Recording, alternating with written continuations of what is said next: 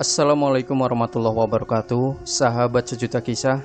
Untuk Anda yang ingin berbagi cerita mistis Anda, silakan kirimkan cerita pengalaman mistis Anda via email yang sudah kami cantumkan di deskripsi maupun lewat WA admin. Durasi bebas, dan kalaupun Anda malas mengetik, boleh gunakan voice note. Ditunggu dari sekarang cerita pengalaman mistis Anda. Baik, untuk kesempatan kali ini kami sudah menyiapkan sebuah kisah nyata misteri yang berjudul Gunung Arjuno, sebuah pesan kematian dari sisi lain Pulau Jawa.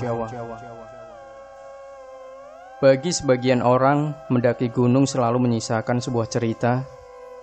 Bisa cerita yang menggembirakan, menyedihkan, bahkan terkadang menyeramkan. Ini cerita tentang teman-temanku yang mendaki ke Gunung Arjuno di Jawa Timur bersama Rio. Setelah hijrah untuk melanjutkan sekolahnya di Malang, petualangan Rio di gunung semakin menjadi-jadi. Sementara aku, Teguh, Beni, dan Aris sibuk menjalankan status lazimnya seorang mahasiswa, Rio justru makin intens di Mapala. Sejak SMA, Rio memang terobsesi untuk mendaki gunung-gunung eksotis di Jawa Timur. Hampir semua gunung dengan grade paling menantang memang berada di provinsi satu ini. Cerita ini dimulai saat ketiga temanku, Teguh, Beni, dan Ari berencana mendaki ke Gunung Arjuno. Saat itu memang sedang masa libur perkuliahan menjelang tahun ajaran baru. Aku sendiri tidak ikut karena kondisi keuangan yang tidak memungkinkan. Ya, biaya yang dihabiskan untuk hobi yang satu ini memang tidak sedikit. Apalagi jika harus mendaki Gunung Arjuno di Malang. Malam itu, ketiga temanku menuju Malang menggunakan kereta api Matarmaja. Pada tahun 90-an, kereta ini memang masih melewati jalur selatan Purwokerto. Seperti musim liburan sebelumnya, Matarmaja selalu dipenuhi oleh para pendaki yang akan mendaki gunung-gunung di Jawa Timur, terutama Semeru. Tujuan ketiga temanku adalah tempat tinggal Rio di Malang. Di sana Rio tinggal bersama tantenya. Rencananya mereka berempat akan mendaki Gunung Arjuno lewat jalur Tretes. Walaupun relatif terjal, tapi ketersediaan airnya sangat melimpah. Pukul 21.45, kereta yang akan membawa mereka tiba di stasiun Purwokerto. Di sini nampak beberapa penumpang turun dari kereta. Di antara mereka terdapat beberapa orang pendaki. Tujuan mereka biasanya ke Gunung Slamet, Sindoro, atau Sumbing. Saat itu Gunung Prau belum menjadi destinasi pendakian. Beni dan yang lainnya mendapat tempat duduk di gerbong 5. Mereka beruntung karena masih bisa mendapatkan tempat duduk. Setelah menempatkan carrier di bagasi atas, mereka duduk sambil mengamati keadaan dalam gerbong. Orientasi, barangkali menemukan teman seperjalanan menuju Gunung Arjuno. Di sebelah tempat duduk, Beni melihat dua penumpang perempuan tengah tertidur. Sepertinya kelelahan setelah beberapa jam berada dalam kereta. Melihat dari barang yang dibawa, kayaknya mereka pendaki juga, mungkin dari Jakarta. Keduanya duduk di deretan paling belakang, yang tempat duduknya hanya untuk 2 orang. Tepat pukul 22.00 waktu Indonesia Barat, Matarmaja bergerak meninggalkan stasiun Purwokerto. Ari yang seharian tadi membantu ibunya di restoran langsung tertidur. Dia adalah koki yang di setiap kegiatan pendakian selalu diandalkan untuk memasak buat kami. Dia paling piawai mengatur manajemen logistik dan memasak. Mungkin sudah DNA dalam keluarganya. Sementara Beni dan Teguh menghabiskan waktu sambil ngobrol. Aku juga heran, kakak beradik ini memang unik. Mereka bisa ngobrol selayaknya teman biasa. Sampai di stasiun Lempuyangan, kedua pendaki perempuan tadi nampak terbangun. Lusuh dan lelah sekali nampak dari pakaiannya. Carrier yang mereka bawa juga nampak kotor, meskipun terlihat masih baru. Beni mencoba membuka percakapan dengan mereka. Kelihatan capek sekali, Mbak. Baru turun dari mana? Dari Gede, Mas. Ini mau ke Gunung Arjuno. Beni mengernyitkan dahi. Jauh amat dari Gunung Gede langsung mau ke Gunung Arjuno, kata Beni dalam hati. Untuk menjadi catatan, Gunung Gede berada di Jawa Barat. Dari Jakarta, Mbak. Iya, Mas. Mas bertiga mau kemana?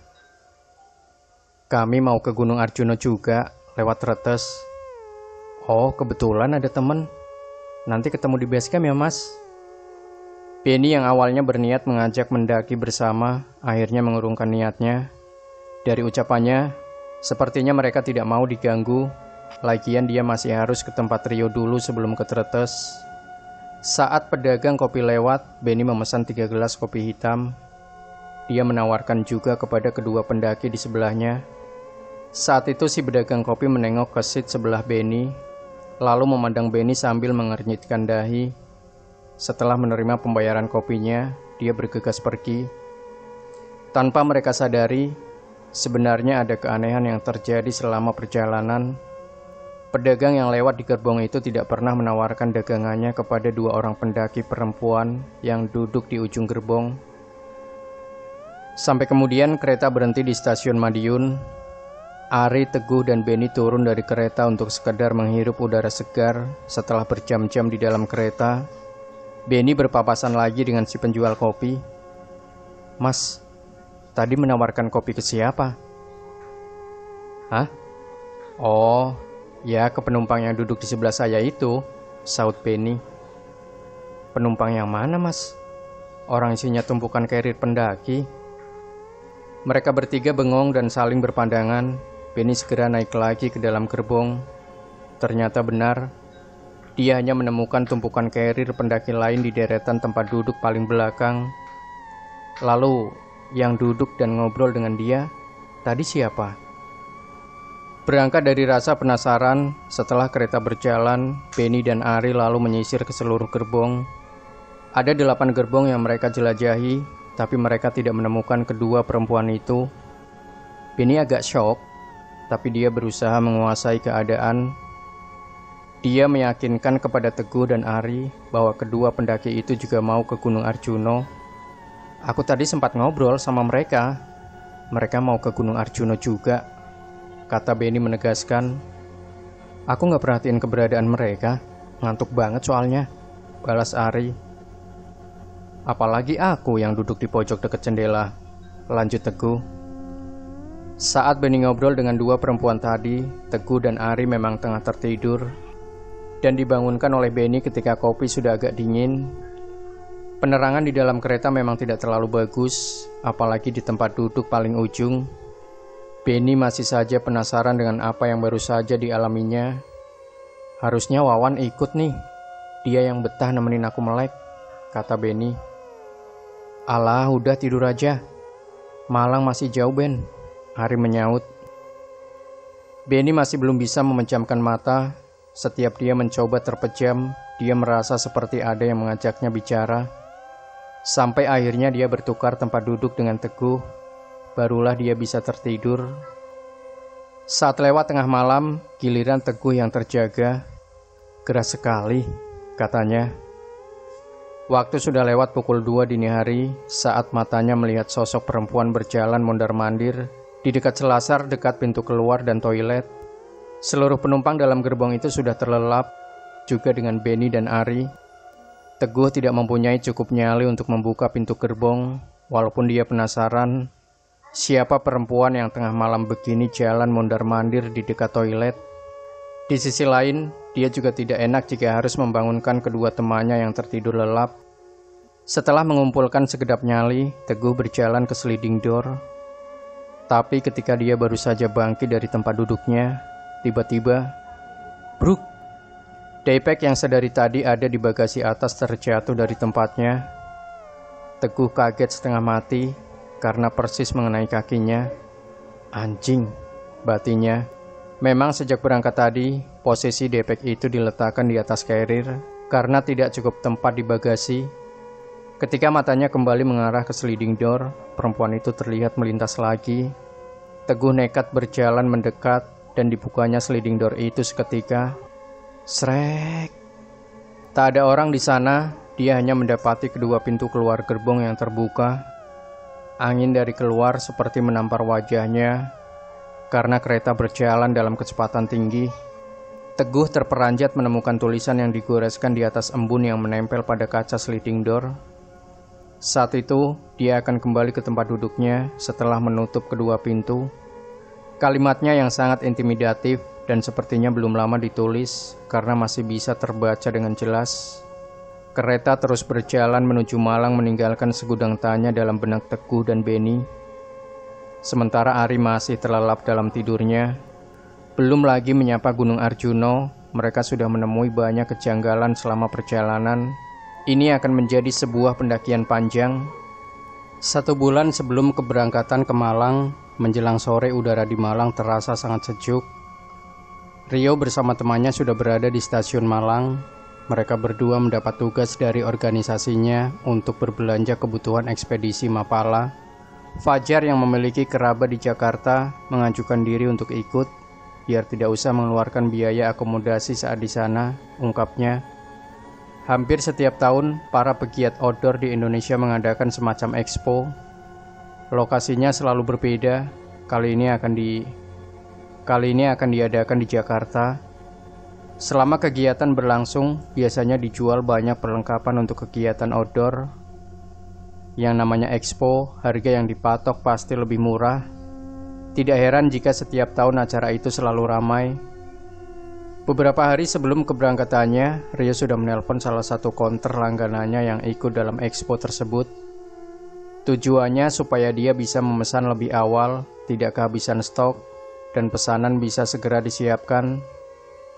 Setelah itu dia menghubungi temannya di salah satu Mapala, sebuah perguruan tinggi di Jakarta.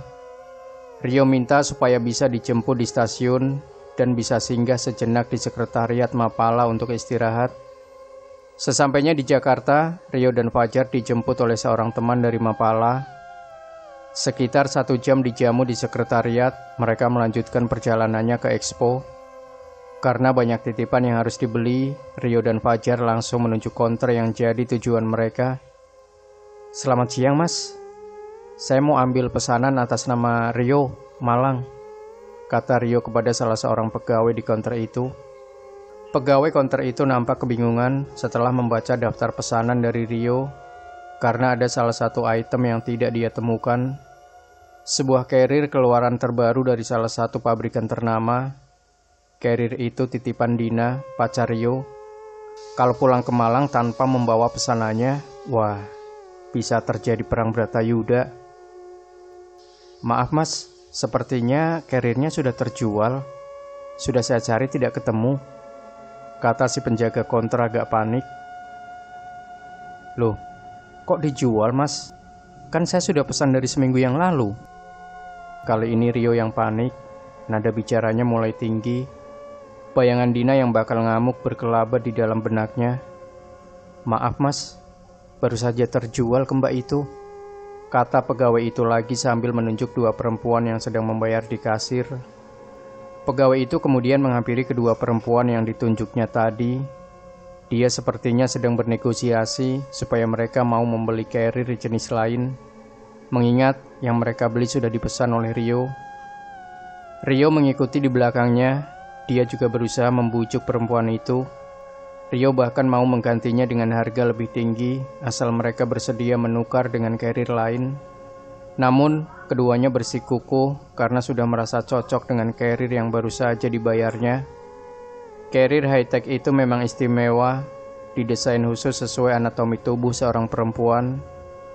Kalau bukan di expo, harganya bisa 20% lebih mahal. Dina sudah lama mengincarnya untuk mengganti carrier lama. Keributan antara Rio dan penjaga toko hampir saja terjadi. Ketika tidak lama kemudian, datanglah si pemilik konter. Rio protes karena barang yang sudah dipesannya dijual ke orang lain, sambil menunjuk kepada 2 perempuan di sebelahnya. "Tunggu sebentar," kata si pemilik konter sambil berjalan menuju mobilnya. Beberapa saat kemudian, dia kembali ke dalam konter sambil membawa carrier. Pesanan Rio itu rupanya sudah disimpannya supaya tidak terjual karena jumlahnya yang terbatas. Ada perasaan lega yang tersirat di wajah Rio begitu melihat pemilik konter itu kembali dengan membawa carrier pesanannya. Hal yang sama dirasakan oleh si pegawai dan kedua pembeli yang tadi sempat bersih tegang. Karena kesalahpahaman yang terjadi, Rio meminta maaf kepada mereka. Suasana menjadi cair kembali. Bahkan Rio sempat berkenalan dengan kedua perempuan itu, namanya Priska dan Anna. Keduanya mahasiswi pecinta alam dari sebuah perguruan tinggi di Jakarta. Fajar dan Rio juga mengenalkan diri sebagai mahasiswa sebuah kampus di Malang. Loh, aku punya kenalan di kampus itu, namanya Dina. Kami pernah mendaki bareng ke Lawu tahun lalu, kata Ana. Dina yang galak itu bukan? Tanya Fajar. Iya bener galak, Priska menjawab sambil tertawa. Ya, dia itu yang pesan carrier. Dia pacar Rio, makanya tadi Rio panik, kata Fajar lagi. Oh, aku dan Priska kenal baik sama Dina, kata Ana lagi. Rio ikut tertawa sambil mendengar obrolan Fajar dan Ana. Setelah membayar semua pesanannya, Rio dan Fajar mengajak mereka makan siang bersama sebagai penebusan rasa bersalahnya. Sambil menunggu pesanan datang, Rio menceritakan rencananya untuk mendaki ke Gunung Arjuno bersama Benny dan teman yang lain. Priska dan Ana nampak antusias karena belum pernah ke Gunung Arjuno sebelumnya. Kayaknya seru, nanti aku kabari deh. Soalnya kita juga ada rencana mau ke Gede.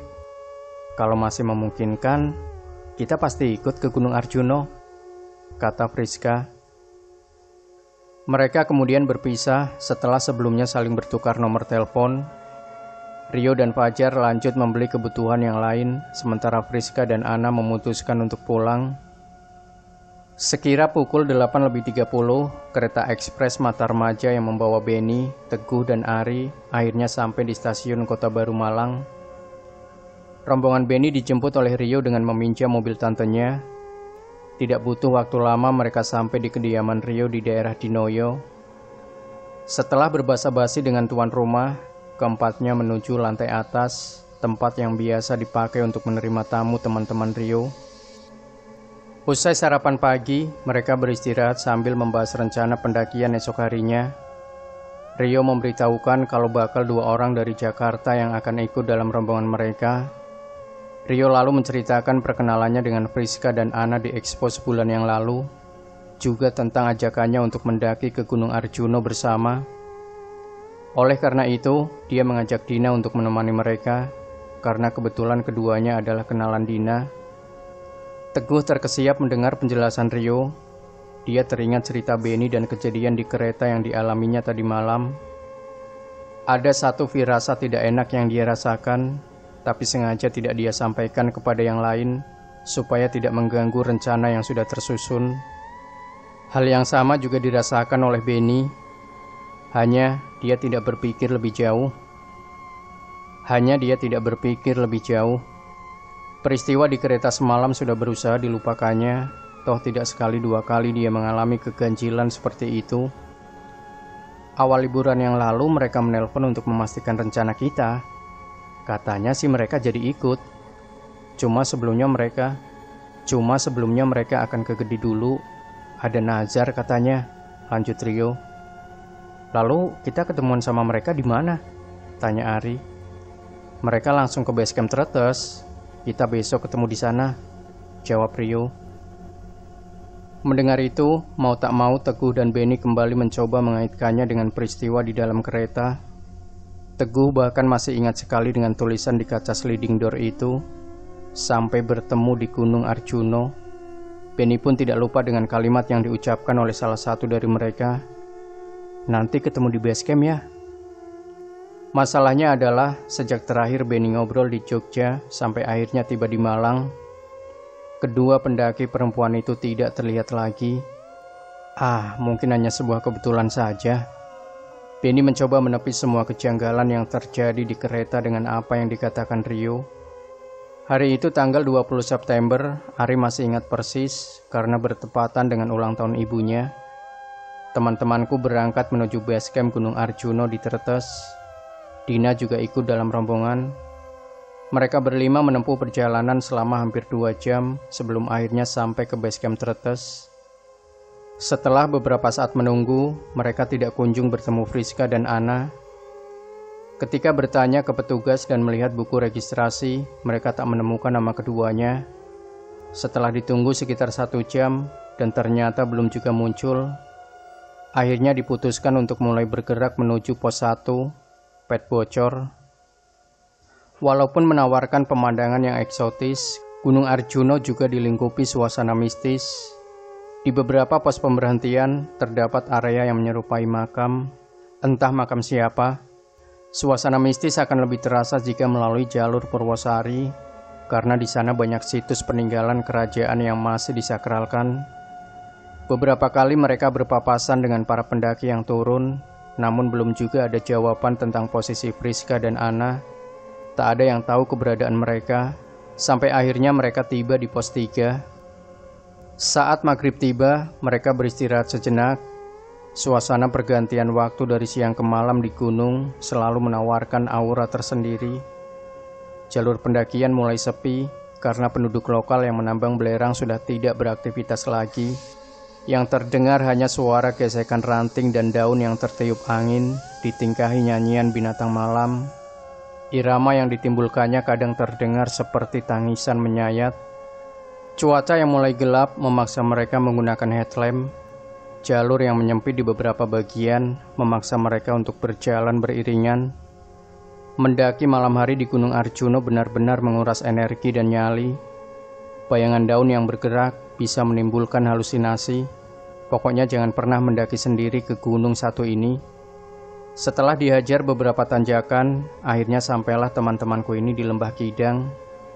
Di dekat mata air, mereka mendirikan camp untuk beristirahat. Tak ada orang di sana kecuali mereka berlima. Astaga, kita kok berlima ya? Kata Benny sesaat setelah dia mendirikan tenda. Dia menyadarinya ketika di depan matanya terbentang luas alas Lali Jiwo. Hutan paling disegani oleh kalangan pendaki karena cerita-cerita misterius yang mengiringi tumbuhnya pepohonan di dalamnya. Beberapa gunung memang memiliki mitos yang mengharamkan pendaki dalam jumlah ganjil. Celakanya, salah satu gunung itu adalah Gunung Arjuna. Kamu masih percaya juga sama mitos itu, Ben? Rio menjawab sambil tertawa. Itu sebagai penghormatanku pada kearifan lokal saja, yo. Tidak ada urusannya dengan logika yang selalu kamu tuhankan itu. Jawab Benny ketus. Kenapa tidak, Ben? Semua hal di dunia ini bisa dijelaskan secara logika kok. Sanggah Rio tak mau kalah. Sudah, debat gak mutu. Kalian kayak orang gak pernah ngopi. Kata Teguh sambil menuangkan kopi ke dalam beberapa cangkir. Dia berusaha menengahi suasana yang mulai memanas. 2 tenda sudah disiapkan oleh Rio dan Benny, sementara Teguh membuat minuman. Ari dibantu Dina menyiapkan makan malam. Usai mengisi perut, Ari dan Teguh menggelar matras. Sambil rebahan pandangannya menatap langit. Lalu lalang pesawat terbang yang kerap terlihat di atas langit Gunung Arjuna tak mampu mengusir kelelahan yang mereka rasakan. Jalur tretes ini memang dikenal kejam bagi para pendaki, karena sejak dari pos 1 mereka selalu dihajar oleh trek berbatu dan tanjakan curam. Tidak heran karena base camp Tretes hanya berada di ketinggian 900-an mdpl. Itu sebabnya para pendaki harus mengeluarkan tenaga ekstra untuk menaklukkan elevasi setinggi 200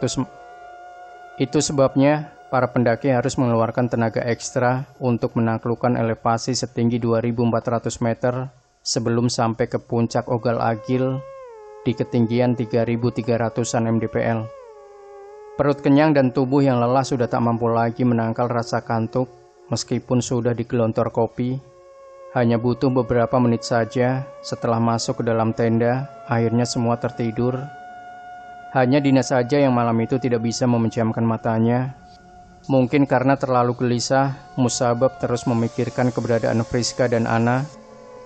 Dia tidak menyadari ada 2 pasang mata yang mengawasi dari alas Lali Jiwo sejak kedatangannya di sabana Lembah Kidang. Belakangan diketahui ternyata mereka adalah Priska dan Ana. Lalu, dengan siapa mereka di alas Lali Jiwo? Bagaimana caranya mereka bisa sampai ke sana tanpa tercatat? Mengapa pula tidak bergabung dengan Rio dan teman-temannya? Lembah Kidang berada di kawasan Taman Hutan Raya Raden Suryo, Jawa Timur. Kawasan ini dapat diakses dari jalur pendakian Gunung Arjuna via Tretes, Prigen, Pasuruan. Malam itu rombongan Rio, Teguh, Benny, Ari, dan Dina bermalam di sana. Malam itu tidak seperti biasanya, Dina merasa sangat gelisah. Sebelumnya kegelisahan itu sudah mulai tumbuh ketika mereka sampai di kawasan Gunung Arjuno. Namun saat itu Dina tak bisa menerjemahkan kegelisahan yang tiba-tiba datang menyeruak. Malam di Lembah Kidang terasa lebih aneh ketimbang biasanya. Dina yang satu tenda dengan Rio dan Teguh tak bisa memejamkan mata barang sekejap. Ketika dia berusaha memejamkan mata, ada suara perempuan sayup-sayup terdengar memanggil namanya. Sementara itu, Benny dan Ari berdua di tenda berbeda. Keduanya sudah lelap tertidur, begitu merebahkan diri. Ari dan Teguh sendiri belum lama terlelap. Keduanya masih sempat mengobrol bersama Dina sebelum memutuskan untuk segera tidur. Mereka harus menghemat tenaga, mengingat pendakian Gunung Arjuno masih jauh dari usai. Untuk menghilangkan kegelisahannya, Dina beberapa kali meneguk air dari botol plastiknya. Sebuah kesalahan yang seharusnya tak boleh dilakukan ketika cemas. Terlalu banyak minum di tengah malam yang dingin bakal memaksa kandung kemih bekerja lebih berat. Benar saja, selepas pukul 1 dini hari, hasrat untuk kencing tak bisa ditahan. Dina mencoba menahan hasrat untuk berkemih, mengingat di kawasan Gunung Arjuno sedang dingin-dinginnya. Namun beberapa menit kemudian, dia menyerah juga. Dorongan untuk berkemih memang tak sehat jika ditahan. Dina beringsut keluar dari sleeping bag yang menyelimuti tubuhnya. Brrrr. Terpaan angin lembah langsung menyeruak masuk ke dalam tenda. Ketika dia membuka zipper tenda, ternyata kamu, Din. Kirain siapa?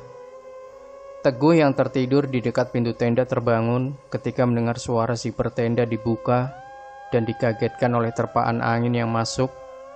"Sorry Gu, kebelet pipis," kata Dina. "Yuk anterin Dina pipis." Teguh mengguncang-guncang tubuh Rio. "Biarin Gu, aku berani sendiri," kata Dina sambil ngeloyor pergi. Dina memang pemberani, sama seperti Rio. Dia tidak mudah percaya cerita mistis yang sering dia dengar dari mereka yang pernah naik Gunung Arjuno. Sudah lebih dari 3 tahun dia aktif, nyatanya belum pernah mengalami keanehan selama mendaki. Selesai berkemih, saat kembali menuju tenda, sayup-sayup Dina mendengar suara seorang perempuan berteriak memanggilnya. Suara yang sama dia dengar ketika memejamkan mata di dalam tenda. Dina menghentikan langkahnya, memastikan dia tidak salah dengar. Kesunyian malam Gunung Arjuno semakin memperjelas suara yang didengarnya. Dina mengernyitkan dahi, mencoba mengenali suara itu. Dia seperti mengenal suara itu. Sekali lagi teriakan itu terdengar, datangnya dari arah alas Lali Jiwo. "Din, Dina." Kali ini ada 2 suara yang bersautan memanggil namanya. Dina mulai mengenali suara itu. Memang sudah lama dia tidak mendengarnya. Setahun yang lalu di Gupakan Menjangan, mereka ngecamp bersama saat ke Gunung Lawu. Kali ini Dina ingat, tapi bagaimana mungkin dia mengenali diriku dari jarak yang lumayan jauh? Semakin banyak pertanyaan di dalam kepala Dina, membuatnya semakin penasaran. Dina melanjutkan langkahnya, dia mendekat ke arah datangnya panggilan itu. Tapi hanya seperlemparan batu saja dari tempatnya berdiri. Tiba-tiba saja dia mendengar suara tangisan seorang perempuan. Suaranya terdengar sedih sekali. Bukan takut, Dina malah semakin penasaran, hingga tak terasa langkahnya semakin jauh dari tenda menuju ke alas Lali Jiwo, hutan di Gunung Arjuno dengan sejarah panjang. Sudah hampir setengah jam Dina keluar dari tenda. Teguh mulai gelisah karena Dina belum juga kembali. Khawatir terjadi sesuatu dengan Dina, dia lalu membangunkan Rio. Dia melirik jam, sudah pukul 1:30 dini hari. Rio masih mengumpulkan kesadarannya ketika Teguh sudah keluar tenda. Teguh memandang ke sekeliling. Sejauh matanya memandang, dia tidak menemukan Dina ada di dekatnya. "Bangun cepet yo, Dina hilang," kata Teguh. Dia lalu berjalan ke tenda tempat Benny dan Ari tidur. "Ben, Ri, bangun, Dina hilang," kata Teguh yang mulai terlihat panik. "Dina!" Keras sekali teriakan Teguh memanggil Dina yang belum juga terlihat. Suara Teguh mengagetkan ketiga temannya yang lain. Akhirnya semua terbangun dan keluar dari tendanya masing-masing. "Dia pamit pipis," sudah lebih dari setengah jam tapi belum balik," kata Teguh menjawab pertanyaan dari teman-temannya. Seketika Benny ingat dengan kejadian beberapa tahun yang lalu saat dia mendaki Gunung Arjuno dengan beberapa teman kampusnya. Ada kepanikan yang terlihat di wajahnya. "Semoga firasatku tidak terjadi," begitu kata Benny dalam hati. Saat itu, salah satu temannya hilang di alas Lali Ciwo, berhasil ditemukan, tapi lama dirawat di rumah sakit jiwa, walaupun akhirnya bisa disembuhkan. Mereka berempat bergegas berjalan mencari Dina ke alas Lali Ciwo. Udara malam di penghujung musim kemarau benar-benar dingin. Angin lembah seperti sedang berlomba mengempaskan tubuh mereka dari tengah padang yang terbuka. Sambil berjalan, keempatnya tidak berhenti meneriakkan nama Dina. Suara perempuan menangis itu masih terdengar sepanjang perjalanan Dina menuju hutan. Seiring langkahnya, nyali Dina mulai menciut. Keberaniannya runtuh seketika saat di depannya terlihat sesosok bayangan berkelebat. Sosok perempuan dengan pakaian yang tidak selazimnya dipakai di jalur pendakian Gunung Arjuno baru saja melintas di depannya. Mulut Dina tak kuasa berkata-kata, lidahnya terasa kaku, tenggorokannya tercekat. Angin yang sedari tadi menderu, tiba-tiba saja terhenti, berganti dengan turunnya kabut pekat yang menghalangi pandangan. Dina sudah sampai di pintu alas Lali Ciwo ketika samar dari kejauhan terdengar suara tetabuhan dari perangkat gamelan. Kesadaran Dina seperti tersirap ketika mendengar suara gamelan di tengah hutan itu. "Dina, tolong Din." Panggilan itu terdengar lagi, kali ini ditingkai suara gamelan yang semakin jelas terdengar. Kesadarannya timbul dan tenggelam antara suara gamelan dan panggilan yang masih diyakininya sebagai suara yang dia kenal. "Astagfirullahaladzim." Benny berteriak sambil berlari ketika dia mendengar suara gamelan yang mulai mengalun dari jalur pendakian Gunung Arjuno.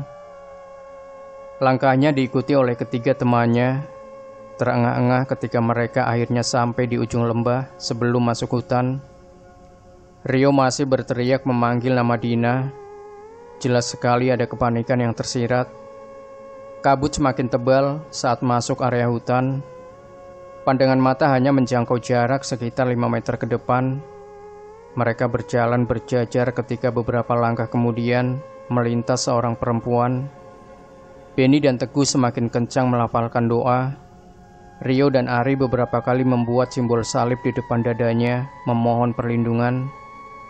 Situasi benar-benar mencekam. Suara gamelan semakin terdengar keras mengalun ditingkahi suara anjing hutan yang tidak berhenti melolong. "Itu Dina, dia sama siapa?" kata Ari sambil menunjuk ke depan. Dina terlihat sedang duduk di atas sebatang kayu bekas pohon tumbang. Dia diapit dua perempuan. Pandangan mereka tertuju ke satu arah, seperti sedang menyaksikan sebuah pertunjukan. Beberapa meter di depan mereka, terlihat seorang perempuan menari diiringi suara gamelan yang tak terdeteksi wujudnya. Namun, yang rombongan itu dengar bukan jenis tetabuhan dari Jawa Tengah atau Jawa Timur.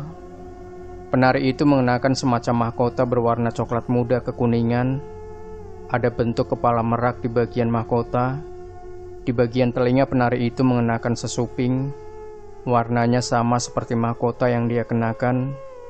Di bagian dada penari itu mengenakan penutup seperti kemben. Di atas kemben terlihat apok, sebuah kain seperti kalung untuk menutupi bagian dada dan leher. Dia tidak mengenakan selendang seperti penari Jawa Tengah dan Timur, tapi selembar kain yang dirancang seperti sayap, motif merak, terlihat dengan jelas. Kain bawah yang dikenakan penari itu berwarna biru tua. Kain bawah itu dihiasi motif merak dengan perpaduan warna emas, hijau, coklat, dan merah. Benny mengenalinya sebagai penari tari merak Sunda. Kenapa penari merak Sunda ada di jalur pendakian Gunung Arjuno? Kenapa juga ada penari di sini yang diiringi suara gamelan? Di mana perangkat gamelannya sendiri tidak terlihat? Perut Benny tiba-tiba bergejolak, perpaduan stres dan rasa takut yang teramat sangat. Benny memberi tanda kepada teman-temannya untuk tidak sembarangan mendekat. Ketiga temannya paham bahwa kejadian di depan mata mereka sungguh berbahaya. Sebagai informasi, tari merak Sunda biasa dipentaskan untuk menyambut tamu. Siapa yang dianggap tamu, kemana mereka akan dibawa pergi dan dijamu. Penari itu menyadari kedatangan 4 laki-laki yang berusaha untuk mendekati Dina. Penari itu seperti tidak peduli, terus menari. Tapi kini senyum di bibirnya terkembang lebih lebar. Matanya yang semuanya putih beberapa kali melirik ke arah Benny. Ketika Benny mendekat perlahan, 2 perempuan yang mengapit Dina beranjak dari duduknya dan berjalan ke arah si penari. Dina masih duduk mematung membelakangi teman-temannya. Kesempatan ini dimanfaatkan Benny dan Rio untuk menggamit lengan Dina. Beberapa kali Rio mengguncang tubuh Dina, namun Dina tetap mematung seperti terhipnotis karena tarian itu. Benny khawatir sekali melihat keadaan Dina. Kejadian masa lalu di Gunung Arjuna berkelebat tanpa bisa ditepis. Terus berdoa, pikiran kalian jangan kosong. Begitu Benny berkata kepada teman-temannya. Setelah memanjatkan doa sejenak, Benny berusaha menarik Dina, memaksanya untuk berdiri. Beberapa detik kemudian, 2 perempuan yang berjalan ke arah si penari balik badan. Benny terkejut saat melihat 2 perempuan itu. Keduanya adalah 2 perempuan yang ditemuinya di dalam kereta. Dia mulai bisa memahami situasi. Din, ayo pulang. Kita tidak selayaknya berada di sini. Ini bukan dunia kita. Benny lalu duduk di dekat Dina, mulutnya masih komat-kamit melafalkan doa. Dina tak bergeming, tubuhnya diam mematung dengan pandangan mata lurus ke depan. Kesadaran Dina yang masih timbul tenggelam dimanfaatkan oleh Benny untuk mengeluarkannya dari situasi ini. Dibantu Rio, Benny memapah Dina berjalan keluar dari alas Lali Jiwo. Jalan setapak di jalur pendakian Gunung Arjuna sudah di depan mata mereka ketika suara gamelan berhenti. Ketika kesadaran Dina mulai kembali, beberapa detik kemudian, si penari sudah berdiri di depan mereka. Matanya yang putih memandang kelima sahabatku itu. Selendang yang menyeruapi sayap merak jatuh begitu saja ke atas tanah. Kelat bahu si penari tampak mengkilat, ditimpali sinar redup rembulan. Kelima pendaki itu terdiam, tak ada yang berani bersuara. Di dalam hati Benny merapalkan doa. Si penari hanya tersenyum, lalu mengangguk ketika pandangannya mengarah ke Benny. Kebekuan yang terjadi hampir 1 menit itu pecah ketika si penari bergerak. Tangan kanannya terjulur, telapak tangannya yang terdapat rajah dengan bentuk rumit diarahkan ke arah Dina yang mulai sadar sepenuhnya. Tiba-tiba Dina menangis sejadinya. Dia tahu saat itu juga sudah kehilangan 2 sahabatnya. Tubuh si penari itu tiba-tiba berpendar. Perlahan-lahan tubuhnya bersatu dengan kabut. Sebelum benar-benar menghilang, si penari berkata, "Ikhlaskan rerencangan salira, tos diurus ku abdi. Ikhlaskannya, sareng tong dipohokeun." Seiring menghilangnya si penari, Dina jatuh terduduk, air matanya tak terbendung. Benny, Teguh, Rio, dan Ari ikut duduk di atas tanah, di samping jalan setapak jalur pendakian Gunung Arjuna. Keempatnya masih kesulitan merangkai semua cerita. Namun, satu hal yang pasti, malam itu adalah malam duka untuk mereka semua. Beberapa hari sebelumnya, Sekretariat Mapala Hargo Inggil Jakarta nampak sibuk. Beberapa anggotanya ada yang tengah menyiapkan acara ekspedisi, yang lain berlatih chimneying, sebuah teknik dalam olahraga panjat tebing pada dinding buatan setinggi 12 meter di halaman depan sekretariat. Arsa, ketua Mapala, sedang serius di depan radio komunikasi yang saat itu terhubung dengan base camp Cibodas Gunung Gede. Dari info yang didapatnya, ada 2 pendaki yang sudah 3 hari belum turun dari Gunung Gede. Saat itu Arsa langsung mengumpulkan seluruh anggotanya. Info tentang identitas survivor masih minim sekali. Setelah melakukan briefing, Arsa menugaskan beberapa anggota untuk segera merapat ke base camp Cibodas. Seluruh potensi SAR yang dimiliki Mapala dikerahkan untuk mencari info. Kesibukan serupa terlihat di base camp Cibodas. Kabar tentang hilangnya 2 pendaki menyebar dengan cepat. Dari keterangan yang didapat, 3 hari yang lalu, kedua survivor mendaki pada sore hari dan langsung menuju ke kandang badak. Ada pendaki yang saat turun sempat berpapasan dengan mereka. Salah satunya membawa carrier warna biru. "Saya ingat betul," katanya. Saksi mata itu berusaha keras mengingat ciri-ciri survivor, tapi hanya warna carrier yang diingatnya. Dia berpapasan di dekat air terjun sekitar pukul 7 malam. Bisa jadi mereka bikin camp di kandang badak. Sampai akhirnya didapat info lebih lengkap dari posko Hargo Inggil melalui radio komunikasi. Terkonfirmasi kedua survivor adalah anggota Mapala Hargo Inggil yang menuju base camp Ciboda sejak 4 hari yang lalu. Keduanya membawa carrier warna biru dan menggunakan topi rimba. Semua ciri-ciri sudah lengkap disampaikan. Mereka bernama Ana dan Friska. Keesokan harinya, pencarian segera dilakukan dengan melibatkan banyak unsur. Arsa sendiri memimpin tim dari Mapala dan beberapa relawan yang tergabung di dalamnya. Siang dan malam pencarian dilakukan, tapi sampai hari ke-6 belum membuahkan hasil. Seperti halnya di Jawa Timur, gunung-gunung di Jawa Barat juga memiliki aura mistisnya tersendiri.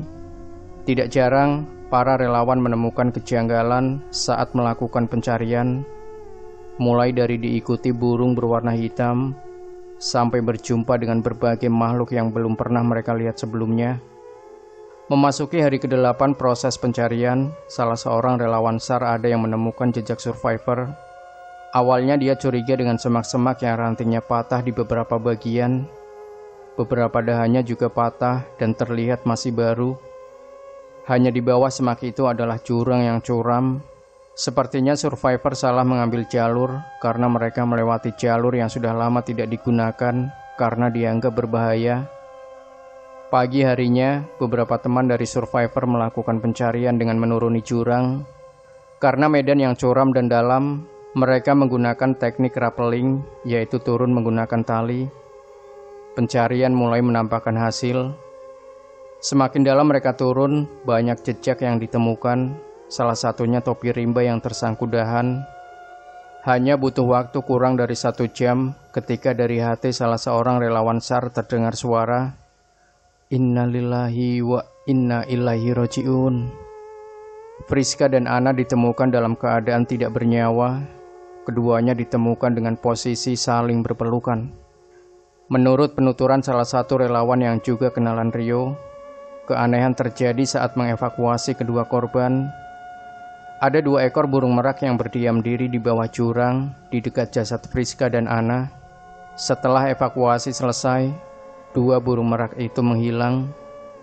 Di sisi lain Pulau Jawa, kelima pendaki mulai mematangkan rencana mendaki Gunung Arjuno. Angin semilir daerah Batu Malang menjadi teman akrab mereka. Angin dingin yang seperti membawa pesan kematian dari sisi lain Pulau Jawa, pesan kematian yang berbunyi, "Sampai bertemu di Gunung Arjuno."